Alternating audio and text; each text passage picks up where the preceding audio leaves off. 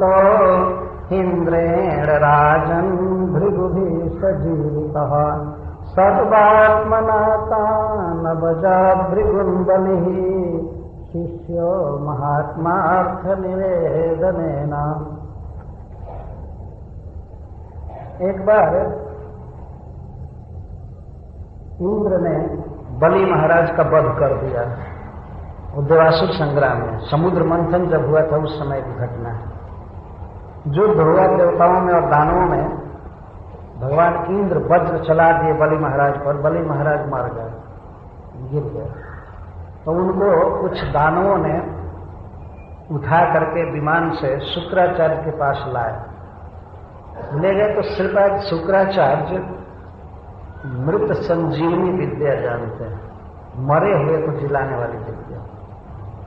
इस समय तो संसार में ये विद्या नहीं है, उस समय भी सब जगह नहीं थी, केवल शुक्राचार्य इसको जानते थे। तो अपने शिष्य को बलि महाराज को उन्होंने जीवित कर दिया। सुखदेव गोस्वामी कहते हैं कि इंद्रेण, इंद्र के द्वारा पराजित श्री, इंद्र का धन, बलि का धन छीन लिया गया देवासुर संग्राम में। और अशुभिश्च हापित, अशुभि प्राणैश्च त्याजित, प्राण भी छोड़ना पड़ा बलि को, मर भी गए, सारा धन भी ले लिए इंद्र।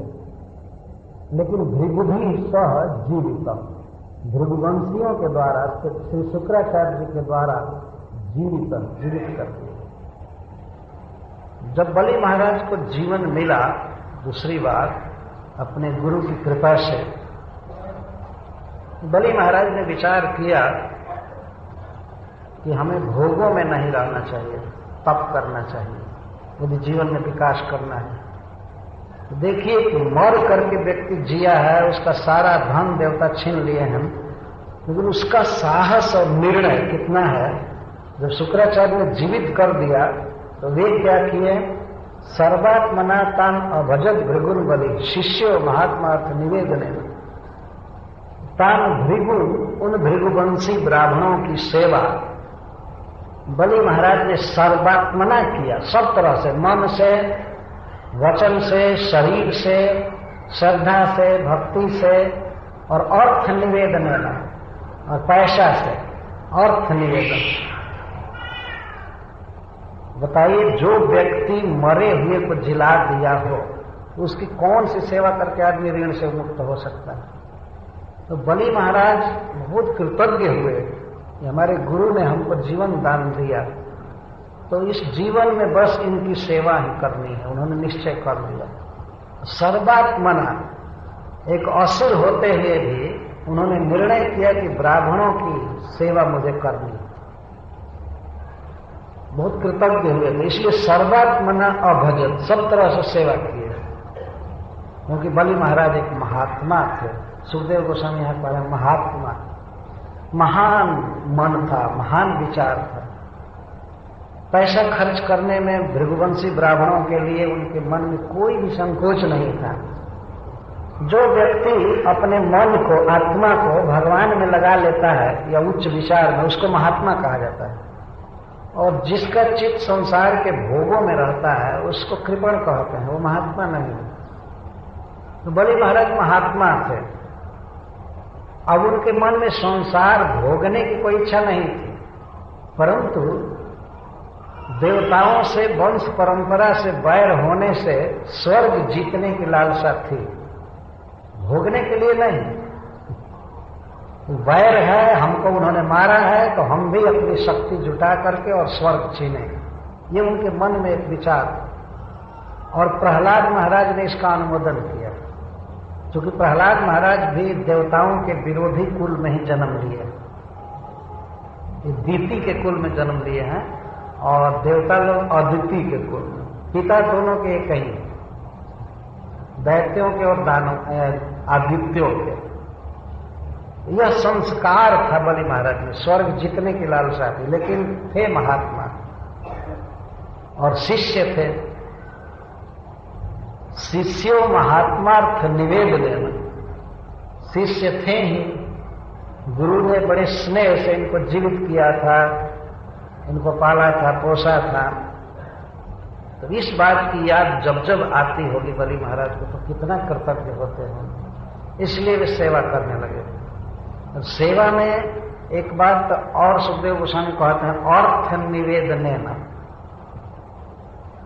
एक हिंदी के कवि ने कहा है कि तन से सेवा सब करे, धन से करे न कोई, जो धन से सेवा करे सच्चो सेवक सोए। और एक टीकाकार भागवत जी कहते हैं कि पैसा से सेवा किया बलि महाराज ने भृगुवंशी ब्राह्मणों की, न तो शुष्क निवेदन, न शुष्क से न आए।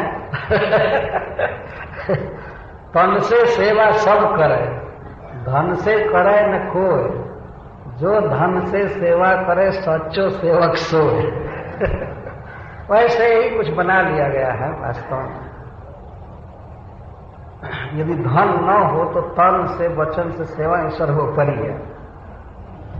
तो बलि महाराज अर्थ निवेदने न, जितना सामान चाहिए, घर द्वार फैसिलिटी, भृगुवंशी ब्राह्मणों को उन्होंने दिया। अरे जो प्राण दिया है, जीवन दिया है, उसके लिए अब धन देना कौन बड़ी बात। खूब सेवा किया उन्होंने, वे प्रसन्न हो गए, समस्त ब्राह्मण प्रसन्न हो गए इनकी सेवा से। सर्वात्मना का अर्थ शरीर से किए, मन से किए, वचन से किए। तो वे लोग फिर अपने शिष्य के लिए प्रतिदान किए। सुखदेव गोस्वामी कहते हैं, तम ब्राह्मणा भृगव प्रीयमाणा अजातयन विश्वजिता तृणाकम जिगीषमाणं विधिना विशिच्य महाभिषेकेण महानुभावः। वे भृगुवंशी ब्राह्मण महानुभावा, महान प्रभाव वाले थे, परम ज्ञानी थे, वेदों के परम विद्वान। तो वे प्रिय मारा, बहुत प्रसन्न हुए बलि महाराज की सेवा से। अब देखिए, जो व्यक्ति मरे हुए को जिला सकता है और उसको फिर सेवा से प्रसन्न कर लिया जाए तो क्या वो स्वर्ग नहीं दे सकता है? ये स्वाभाविक समझने की बात है। बलि महाराज ने जब सेवा किया अपने गुरु की और गुरु के परिवार ब्राह्मणों की, भृगुवंशी ब्राह्मण, जिसके प्रवर्तक भृगु महाराज के चरण के आघात को भी भगवान छाती पर सहे, उस वंश के वे लोग थे। यह भी एक बहुत बड़ी बात। भगवान कितना मानते थे भृगु जी को कि चरण सहलाने लगे और कहने लगे, आपके आने का संवाद नहीं मिला था, नहीं तो मैं उठ करके आपका स्वागत किया होता। आपके कोमल चरण में चोट लग गई होगी मेरे कठोर वक्षस्थल के संस्पर्श से, आप मुझे क्षमा कर दें। उसी वंश के शुक्राचार्य जी। वंश का एक गुण आ रहा है, बहुत बड़ा ज्ञान। गीता में भगवान ने कहा है, कबीना मुशिना कवि, मैं विद्वानों में शुक्राचार्य हूं। इसका अर्थ एक शुक्राचार्य के समान विद्वान कोई नहीं। ये भगवान की विभूति। और वे प्रसन्न हो गए सेवा से। जो प्रसन्न हो गए तो बलि महाराज से उन्होंने कहा कि बेटा, मैं तुम्हारी सेवा से पूर्ण प्रसन्न हूं और तुम अपने मन की इच्छा व्यक्त करो, तुम क्या चाहते हो।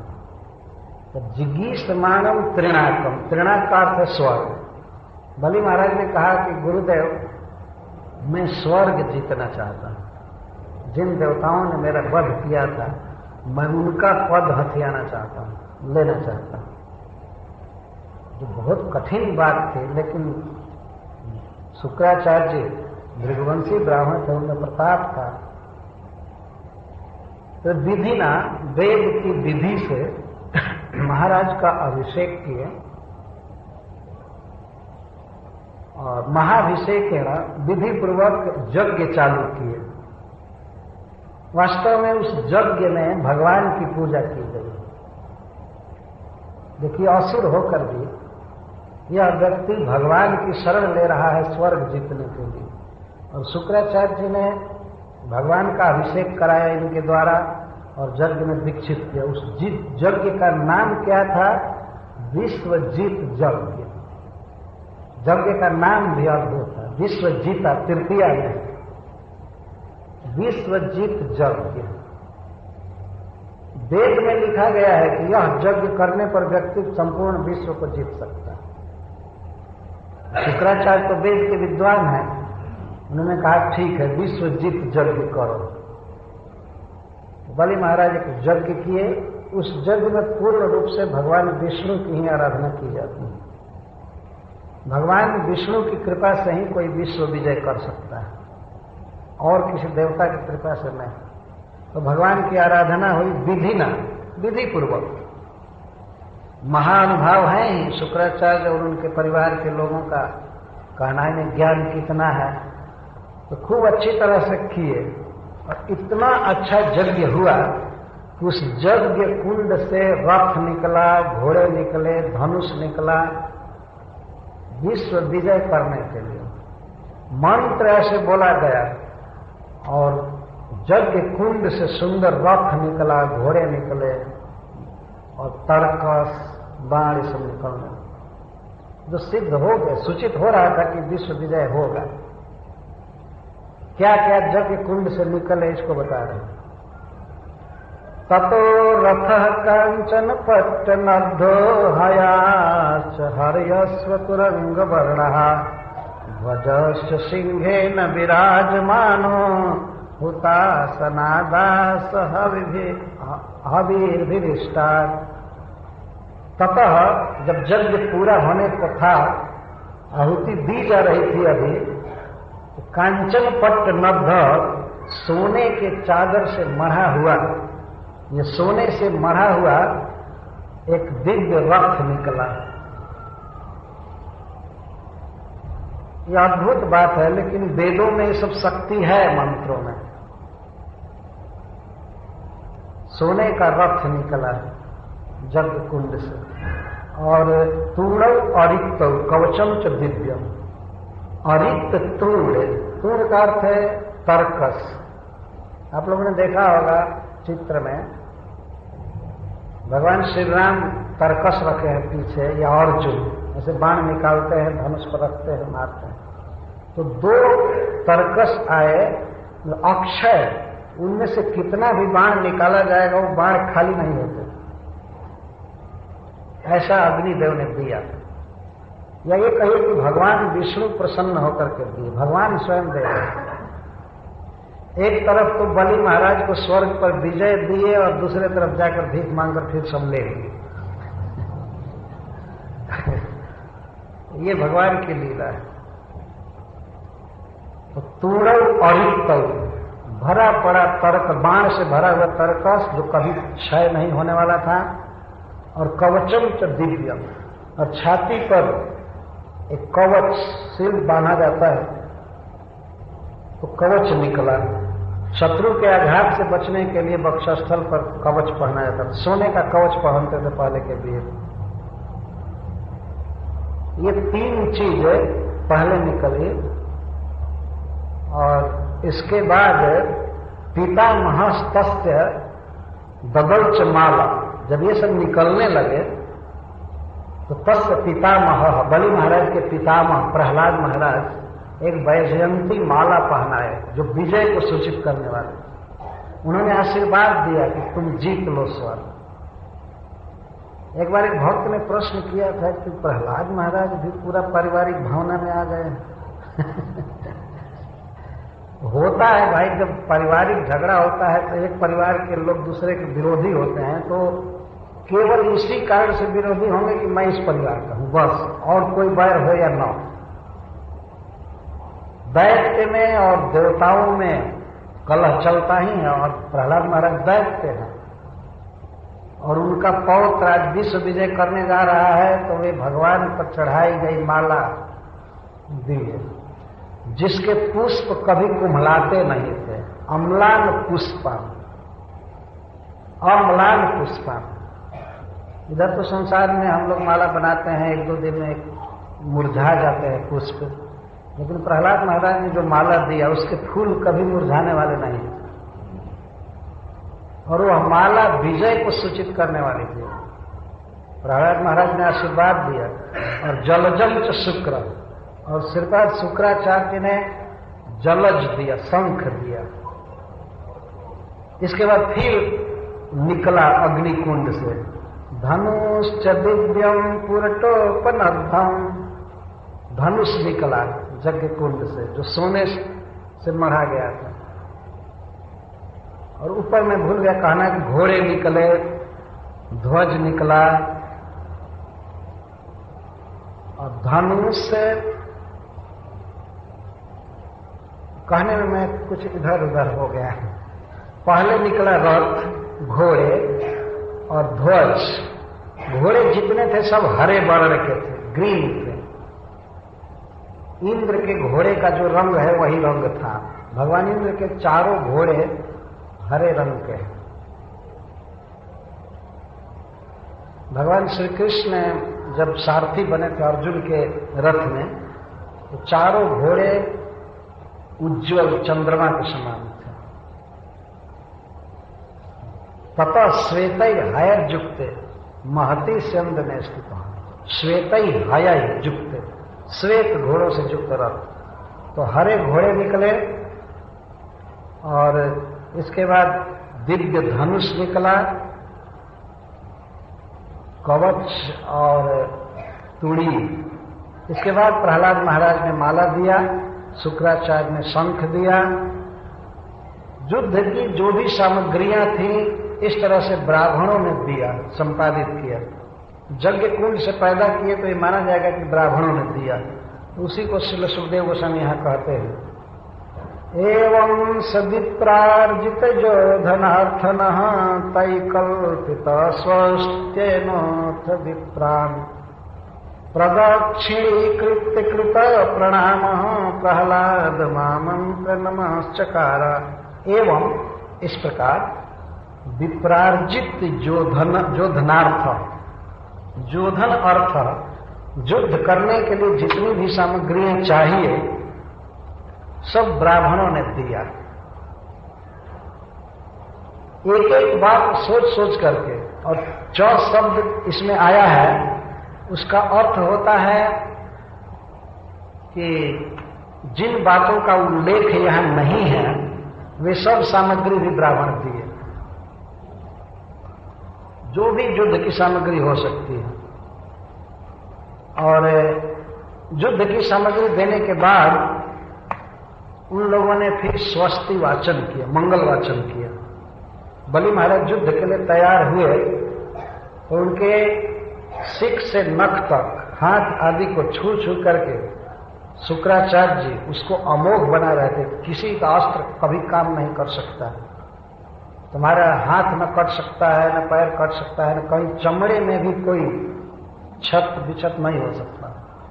वैदिक मंत्रों से नारायण कवच कहिए चाहे जो भी जैसा होगा, वो मंत्र पढ़ पढ़ करके स्वस्ति वाचन कर रहे हैं। इससे ही हमें शिक्षा लेनी चाहिए कि युद्ध की सारी सामग्रियां हैं फिर भी हम जीत जाएंगे कोई गारंटी नहीं। बड़े लोगों का आशीर्वाद बहुत महत्व की बात होती है। प्रत्येक व्यक्ति को बड़े जनों का आशीर्वाद लेने की चेष्टा करनी चाहिए। युद्ध की सारी सामग्रियां हैं, यज्ञ कुंड से निकल रही हैं, फिर भी शुक्राचार्य स्वस्ति वाचन करें, तुम्हारा मंगल हो, विजयी भव, सुखी भव, तुम्हारे अंग वज्र से भी न मारे जाएं। एक बार तो मारे गए थे और फिर जा रहे हैं उन्हीं देवताओं से युद्ध करने के लिए, स्वर्ग जा रहे हैं। उस बार तो इस तरह बुरी तरह मारे गए थे और इस बार फिर युद्ध करने जा रहे हैं, तो खतरा तो है। इसलिए वैदिक मंत्रों से उनका मंगल किया जा रहा है। इस तरह का मंगल सब जगह हम लोग देखे हैं, भारत में सिस्टम है।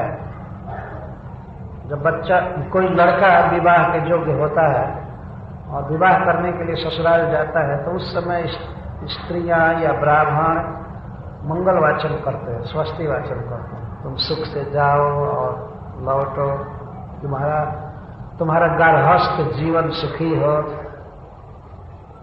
चावल छिड़क करके, अंकुर छिड़क करके, कुमकुम लगा करके आशीर्वाद दिया जाता। ऐसा नहीं केवल कार्य ठीक हो जाए और बस मंगल ही मंगल है नहीं, उसके बाद मंगल वाचन किया जाता है। करना चाहिए। फिर तो स्वस्थैव, स्वस्थैन का अर्थ स्वस्ति वाचन किया गया उनको वैदिक मंत्रों से। और तब विप्रान प्रदक्षिणी कृत्य, बलि महाराज ब्राह्मणों की परिक्रमा किए 3-4 बार। परिक्रमा करके यहाँ हमेशा बहुवचन में रखा जा रहा है, इसलिए कि यज्ञ करने में शुक्राचार्य के साथ साथ और भी ब्राह्मण, तो विप्रान प्रदक्षिणी कृत्य, ब्राह्मणों की परिक्रमा करके इसके बाद प्रणाम किए। प्रणाम करने के बाद अपने कुल के सबसे बड़े प्रहलाद महाराज से आज्ञा मांगे कि आप मुझे आशीर्वाद दीजिए और आज्ञा दीजिए, मैं विश्व विजय करना चाहता हूं। प्रहलाद महाराज ने आशीर्वाद दिया, तथास्तु, ठीक है। और इस तरह सज करके बलि महाराज चले स्वर्ग जीतने के लिए। अथारूह्य रथम दिव्यम भृगुदत्तम महारथ सुश्रद्धरोथ सन्नह्य धन्वी खड्गी धृते सुधीर। एक पूर्ण योद्धा के भेष में सजे हुए बलि महाराज कैसे लग रहे हैं। भृगुवंशी शुक्राचार्य के द्वारा दिए हुए उस महान रथ पर वे चढ़े, स्वयं महारथी थे। जो व्यक्ति 10,000 रथियों के साथ युद्ध कर सकता है उसको महारथी कहते हैं, महारथ। तो बलि महाराज अपने आप में भी बहुत बड़े योद्धा थे और ये दिव्य रथ मिला, तो इस दिव्य अलौकिक रथ पर वे चढ़े। उस समय वे बहुत ही सुंदर माला पहने थे जो प्रहलाद महाराज ने पहनाया था।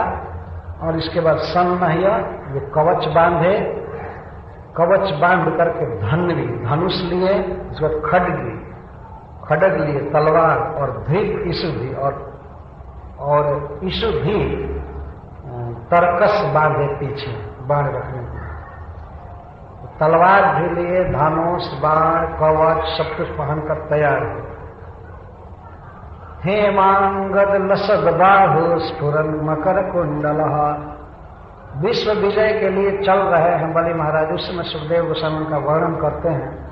हेमांगद लसद बाहु, उनके दोनों भुजाओं में सोने के अंगद सुशोभित हो रहे थे। कंकड़ कहते हैं जो यहां बांधा जाता है, और अंगद कहते हैं जो यहां बांधा जाता है।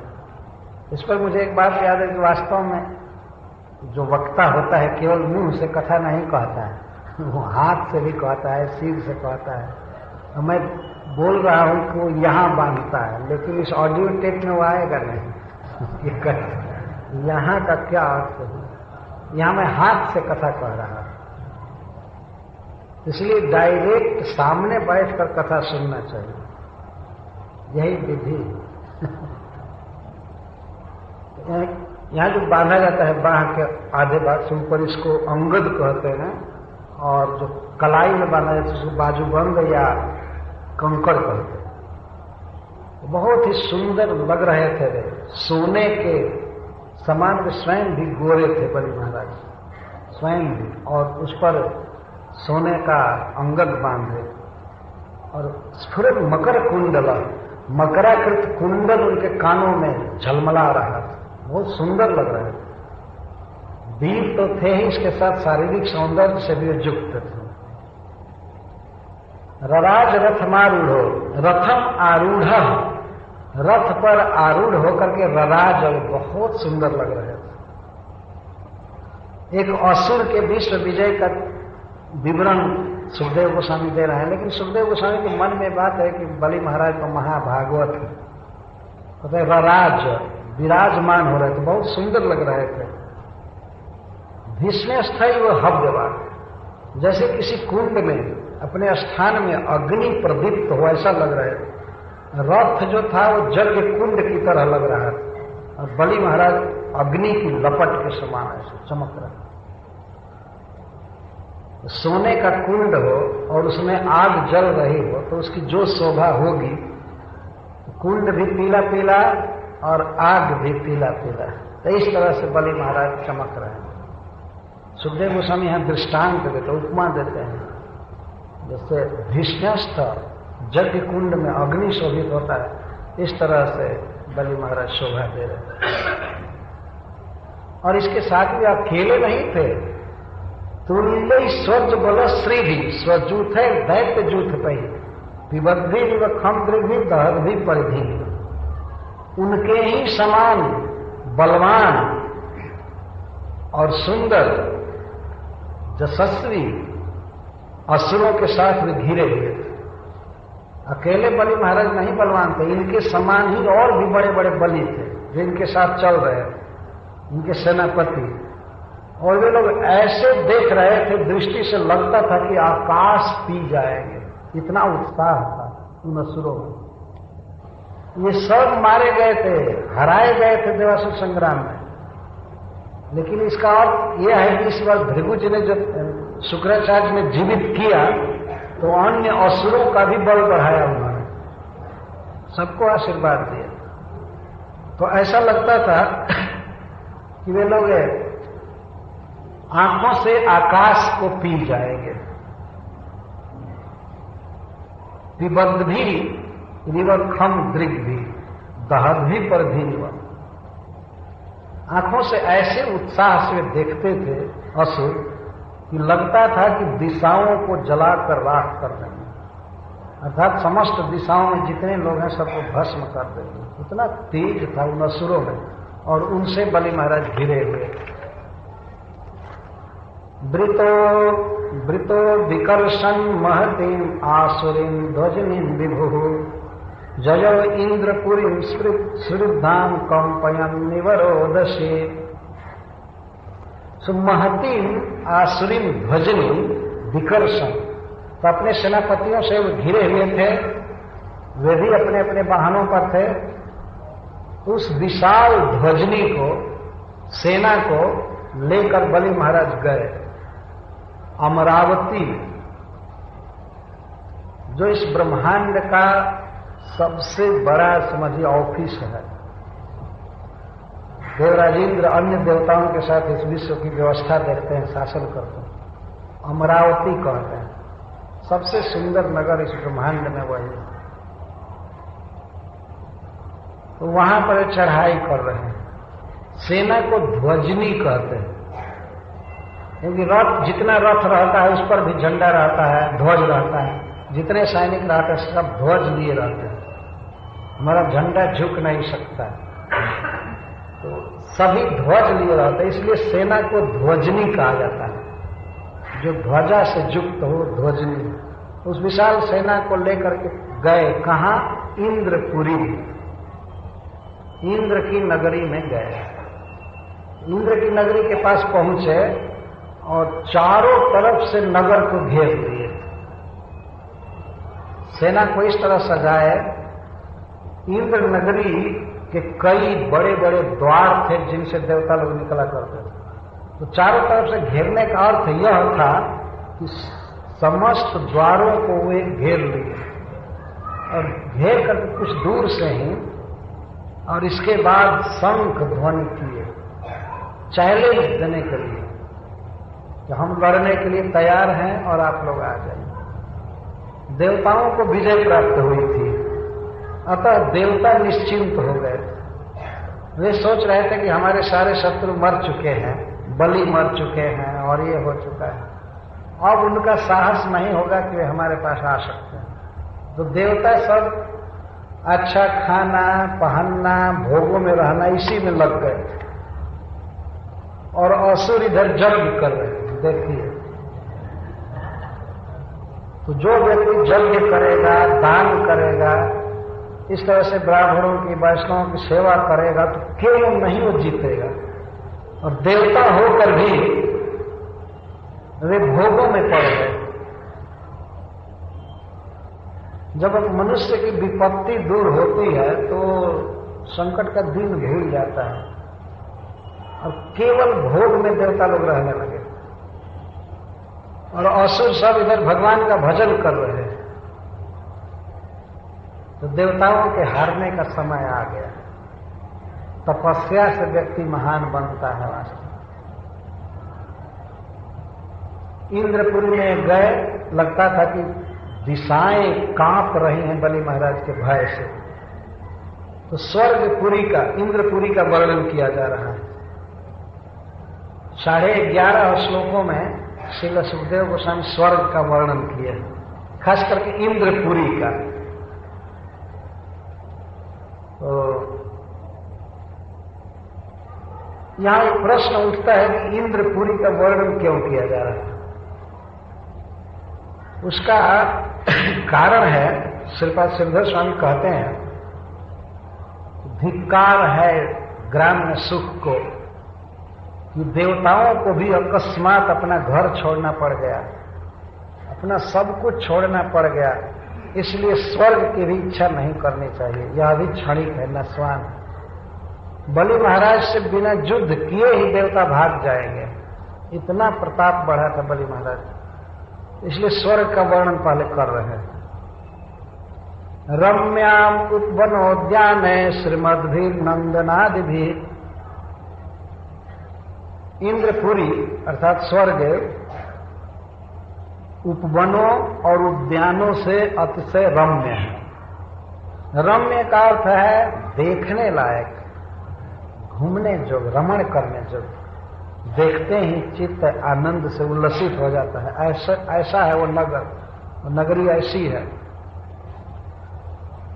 किसी भी नगर की शोभा वास्तव में उपवन से और उद्यान से। उपवन फल प्रधान वन को कहते हैं, वृक्षों को, और उद्यान पुष्प प्रधान वाटिका को कहते हैं। तो फल के भी वृक्ष खूब हैं वहां, और ऐसे ऐसे फल हैं कि एक फल अगर तौला जाए तो बंबई में जितने फल हैं वो एक बार एक पलड़े पर हो जाएंगे, उधर एक फल, इतने बड़े बड़े, और छिलका गुठली बिल्कुल नहीं है, नाम मात्र का, केवल जूस ही जूस रहता है वास्तव में। पंचम स्कंध में वर्णन। तो वह इंद्रपुरी बहुत ही शोभित होती है, बहुत अच्छी लगती है। नंदन वन आदि वन है वहां, ये नंदन, वैभराजक, चित्तव्रत, सर्वतोभद्र, ये 4 वन हैं, बहुत सुंदर वाटिका, जिनमें केवल देवताओं का ही प्रवेश है, मनुष्य की तो कोई कल्पना ही नहीं। मनुष्य लोग से कोई गए हैं, जैसे अर्जुन गए थे या करदम मुनि गए थे, महाराज मुचकुंद गए थे, बहुत कम जाते हैं। ये शरीर बदल करके जाते हैं देवता बन करके, तब वो सेवन करने को मिलता है। तो सबसे पहली शोभा का वर्णन किया जा रहा है कि वहां बहुत सुंदर सुंदर वृक्ष हैं, बगीचे हैं, फल के बगीचे और पुष्प के बगीचे। पूजद विहंग मिथुनर गायन मत मधुव्रते, उन उपवनों में, उद्यानों में कूजते हुए पक्षी रहते हैं, सब प्रकार के मंगलमय पक्षी रहते हैं। कौवा तो वहां है ही नहीं, तय तय करने वाले। तो ये लिखा गया है शास्त्रों में, सबसे उत्तम श्रेणी के पक्षी वहां रहते हैं, और वे कूजते रहते हैं। पक्षी जब आनंद में रहते हैं तो वे कूजते हैं, बोली बोलते हैं, सब कुछ कूजते रहते हैं, सुखी हैं। और गायन मत मधुव्रते, और भंवरे पुष्पों का पराग ले लेकर के मतवाले रहते हैं आनंद में, वे भनभन भनभन गाते रहते हैं। प्रवाल फल पुष्पो रूभार शाखा अमर द्रुम है, वहां अमर द्रुम है, कल्प वृक्ष। यहां जैसा कंटीला बबुल भरा हुआ ऐसा नहीं है। तो राजस्थान में देखे बस एक ही वृक्ष, कल्प वृक्ष बचा हुआ है, केवल बबूल बबूल, और कोई वृक्ष नहीं है उधर। लेकिन स्वर्ग में इसकी पहुंच नहीं है, वहां अमर द्रुम कल्प वृक्ष रहते हैं, और प्रवाल के भार से, फल के भार से और पुष्प के अक्षय भार से झुके रहते।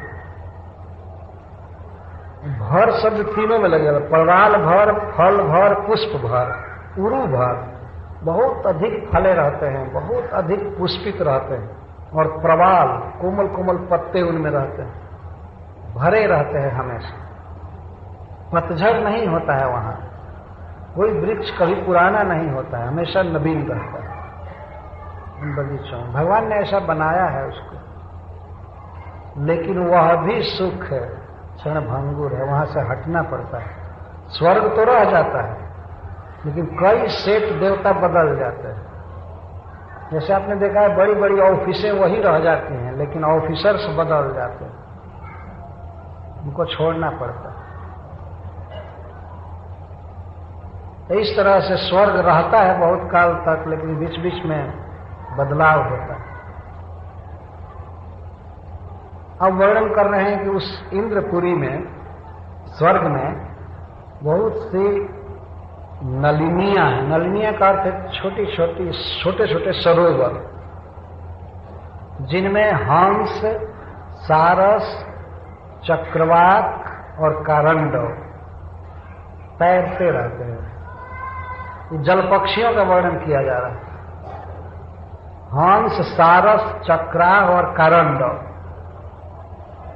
आप लोगों ने, बहुत से लोगों ने इन पक्षियों को देखा होगा, लेकिन इस लोक के जो पक्षी हैं, इनसे वो दूसरे क्वालिटी के पक्षी होते हैं। जाति वही है, लेकिन फिर भी वो दूसरे भिन्न तरह के होते हैं। वहां के वृक्ष का साइज, फल आदि सब दिव्य है, पक्षी भी उसी तरह से हैं। और नलिनियों का वर्णन किया जाता है, क्रीडंती प्रमद, नलिन्यो जत्र क्रीडंती प्रमदा सुर सेविता। श्रील सुखदेव गोस्वामी वर्णन करते हैं कि उन सरोवरों में, छोटी छोटी तलैयों में प्रमदाएं क्रीड़ा करती रहती हैं, जल विहार करती रहती हैं। मतलब देवताओं की स्त्रियां, अप्सराएं उन जलों में विहार करती हैं। प्रमदा सुर सेविता, देवताओं के द्वारा सम्मानित, देवताओं के द्वारा सेवित वे स्त्रियां उन सरोवरों में विहार करती हैं। इसके द्वारा यह सूचित किया जा रहा है कि स्वर्ग में कोई दुख नहीं है इस प्रकार का, जो हम लोगों के लोक में है। देवताओं की स्त्रियां हैं तो ऐसा नहीं कि उनको अब कोई काम करना है या और कोई दिक्कत है। वहां एक भी हॉस्पिटल नहीं है, क्योंकि जरूरत ही नहीं है, कोई बीमार पड़ता ही नहीं। वहां किचन नहीं है, क्योंकि वहां पकाने की जरूरत नहीं पड़ती। अपने यहाँ दिव्य अमृत में फल आदि मिलते रहते हैं, वहां पकाया नहीं जाता। वहां अस्पताल नहीं है, श्मशान नहीं है, कोई दिक्कत नहीं। ये उपलक्षण बताया जा रहा है कि वहां की स्त्रियां केवल स्विमिंग करती रहती, उनको कोई काम नहीं है, कोई बर्डन नहीं है, टेंशन नहीं है। जब मन करे तब तैरती रहती है, खेलती रहती है। क्रीडंती जत्र प्रमदा, स्वर्ग के सुख का वर्णन किया जा रहा है। जब आदमी सुख में रहता है तब क्रीड़ा करता है। तो सुर सेविता का अर्थ है कि उनके साथ देवता भी रहते हैं, तो वे सरोवरों में क्रीड़ा करते रहते हैं। आकाश गंगया दिव्या वृतम परिखभूतया, वह स्वर्ग आकाश से गंगा, आकाश में जो गंगा जी हैं बहती हैं, बाद में पृथ्वी पर आती हैं, तो गंगा जी इंद्रपुरी के चारों तरफ परिखा के रूप में है, खाई के रूप में गंगा जी बहती हैं। और गंगा जी के दोनों तट पर वैदूर्ज मणि के घाट बने हुए, कहीं भी धूली या कीचड़ का नामो निशान नहीं। क्या वैदूर्ज मणि और मरकत मणि की भूमि बनी हुई है, और चारों तरफ उस इंद्रपुरी की गंगा जी बहती है, बहुत चौड़ी। इस तरह से वो सुंदर नगर है। प्राकारेण अग्नि वर्ण, और जो प्राचीर है नगर के चारों तरफ वो अग्नि वर्ण का है, मतलब सोने का है। सोने की चहरदीवारी बनी हुई है, चमचम चमकती रहती है वो चहरदीवारी, इसीलिए अग्नि वर्ण कहा जा रहा है यहाँ पर। ऐसा नहीं कि ईंट और पत्थर और सीमेंट से चहरदीवारी बना दी गई है और मानते हैं बहुत अच्छा चहरदीवारी, वो अभी टूटा रहता है। लोग ईंट से बनाते हैं, वो भी कहीं कहीं टूटा रहता है। और स्वर्ग की इंद्रपुरी की जो चहारदीवारी है वो चमचम चमचम अग्नि की तरह चमकता रहे। और उस चहारदीवारी के ऊपर बहुत से ऊंचे ऊंचे अट्टालिकाएं बनी हुई हैं, उनको युद्ध कक्ष कहा जाता है। चहारदीवारी बनती है तो ऐसा मत समझिए कि वो केवल एक दीवार मात्र बनती, एक बाउंड्री लेकर के घर जैसा चारों तरफ बनता है। उसके ऊपर अट्टालिकाएं बनाई जाती हैं और उसमें अस्त्र शस्त्र रखे जाते हैं। कोई शत्रु आवे तो उसी गुंबद से ऊपर से ही आघात किया जाए, उसको अट्टालिका पर। देवताओं के लोक में भी खतरा है इस बात का, कभी कोई चढ़ाई कर सकता है तो इसलिए वो लोग बना करके रखे। युद्ध का खतरा है। और रूप में पट्ट कपाटश्च द्वारा स्फटिक गोपुर, कहीं कहीं गोपुर हैं, बड़े बड़े गेट नगर में प्रवेश करने के। उनके कपाट कैसे हैं? कपाट तो वज्र के बने हैं, लेकिन सोने से भी मढ़े गए हैं। पट लगाए गए, जैसे ऐसे बेत लगाते हैं तो सोने के सब लगाए गए, सोने से मढ़े गए। बड़े बड़े कपाट जगह जगह बने हुए हैं, सोने से मढ़े गए हैं। और दीवारें बनी हुई है स्फटिक मणि की। जुष्टाम विभक्त प्रपथाम विश्वकर्म विनिर्मिता। और सारे प्लान पूर्वक वो नगर बनाया गया है। कौन रास्ता किधर खुलेगा, किधर जाएगा, यहाँ क्या बसाया जाएगा, बहुत सुंदर ढंग से बसाया गया है। हमारे भारतवर्ष में तो लोग बसते जाते हैं, सड़क बाद में सोचते हैं जो जिसका जहां मन किया बसता गया और बाद में सोचते हैं कि सड़क कैसे निकलेगी। तो ये नौबत आ जाती है कि तब घर ढाया जाएगा ये किया जाएगा, वो किया जाएगा। कितना गंदा है बंबई नगर। अब जो स्वर्ग की याद आ रही है तो कुछ इसकी याद आ रही है।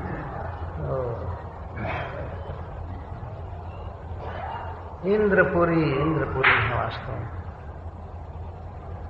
सब कुछ स्वच्छ है, सोना चांदी रत्न से जड़ा हुआ। और उसके प्लानर कौन है, मिस्त्री कौन है? विश्वकर्मा। ये विश्वकर्मा जी माता अदिति के पुत्र है, इंद्र के भाई हैं, 12 आदित्य में से एक है। इनके प्लान से, इनके अंदर में काम करने वाले मिस्त्री सब बनाए। कोई वहां भाठा लगा करके चिमनी और ईंट नहीं गई है, केवल रत्न से बना हुआ वो नगर सजाया गया है इस तरह से। विश्वकर्म विनिर्मितम, बनाने वाले सबसे बड़े शिल्पी विश्वकर्मा जी हैं। सभा चत्वर रथाढ्याम आढ्याम, उस सुसंपन्न है नगर इस चीज से, सभा से। स्थान स्थान पर सभा भवन बनाए गए। कभी कभी देवता बैठते हैं विश्व की व्यवस्था देखने के लिए, तो आपस में विचार करते हैं, मीटिंग हॉल बना हुआ है। और जोन बटा हुआ है कि इतने क्षेत्र में एक बनेगा सभा हॉल, वहां बनेगा, ये बनेगा, वो बनेगा। सब कुछ प्लान करके बसाया गया है। और सभा चत्वर, और चत्वर का अर्थ है आंगन। आंगन का अर्थ होता है घर के पास पूरा खुला मैदान, कंजस्टेड नहीं। एक एक देवता का भवन है तो पूरा, उसको आप बंगला नहीं कह सकते हैं, बंगला तो फिर भी थोड़े स्थान में होता है। पूरा एक नगर जैसा ही एक देवता के लिए रहता है। इसके बाद चारों तरफ खुला है, उसको आंगन कहते हैं। अपने घर के अधिकार में होता है आंगन या आंगन का। और रथ्या, रथ्या का अर्थ है जहां पर रथ आसानी से चल सके, अर्थात राजमार्ग, बड़े बड़े मार्गों को रथ्या कहा। सब बसाए गए। विमानैर नैर्बुदैर वृता, और उस स्वर्ग में विमान भरे पड़े हैं। वास्तव में जितने भवन हैं सब विमान पर ही रहते हैं, आकाश में। कितने विमान हमेशा उड़ते रहते हैं स्वर्ग में? 10 करोड़ कम से कम। ये गिनती के लिए निर्धारण किया गया है, इसका अर्थ है असंख्य उड़ते रहते हैं। अर्बुद, अरब का अर्थ है 10 कोटि संस्कृत में। 10 करोड़ विमान उड़ते रहते हैं स्वर्ग में, और बिना पेट्रोल के मन से चलते, संकल्प से चलते। संकल्प से चलने वाली मशीन अब तक नहीं बन पाई इस पृथ्वी पर, है ना।